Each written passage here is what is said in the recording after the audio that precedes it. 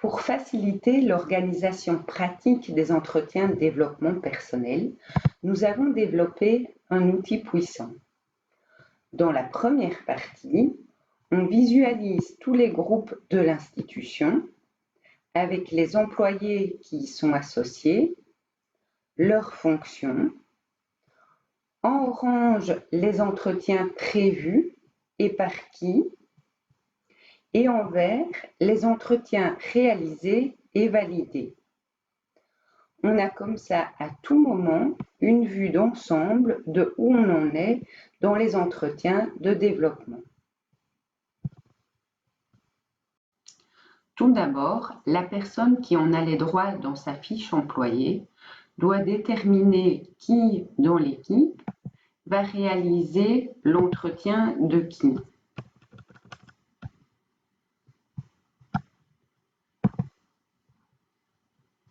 Je confirme. Voilà, et ainsi de suite.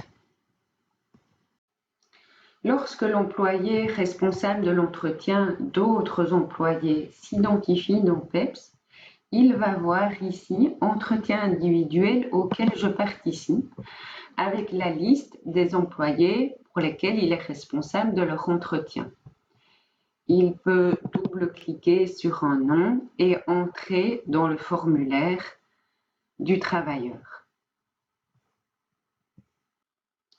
Le deuxième travail à réaliser est la rédaction des formulaires pour chaque fonction de l'institution. Pour chaque fonction, par défaut, il y a une partie liée au bien-être au travail, une partie liée aux perspectives, au savoir-être et au savoir-faire. Toute une série d'items sont proposés, mais que vous pouvez supprimer, modifier ou ajouter vos propres items. Que ce soit depuis le menu principal ou depuis le menu groupe, chaque employé a un accès direct à son formulaire.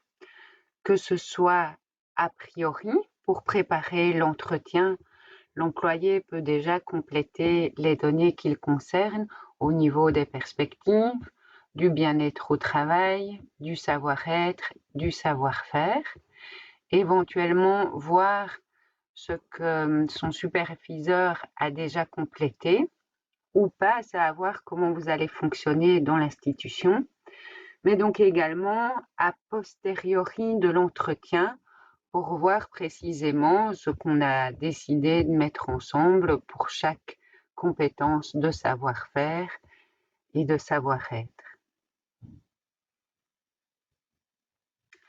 Lorsque tous les entretiens seront terminés, vous pourrez obtenir dans Analyse un aperçu du bien-être au travail dans votre institution.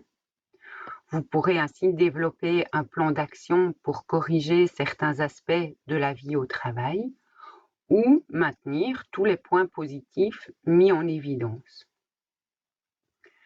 À partir des évaluations des compétences, vous pourrez également élaborer un plan de formation à partir des besoins du personnel ou développer toute autre action à partir des conclusions qui se dégageraient de ces analyses.